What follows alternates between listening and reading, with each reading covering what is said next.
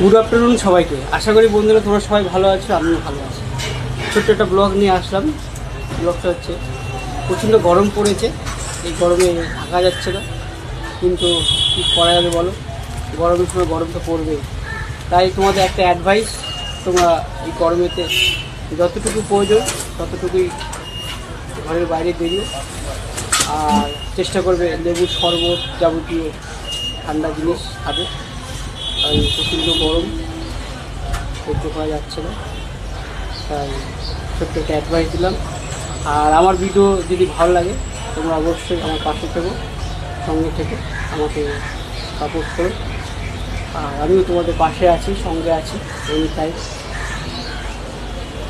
ভালো থেকো বন্ধুরা, টাটা, আবার দেখা হবে নেক্সট কোনো ভিডিও।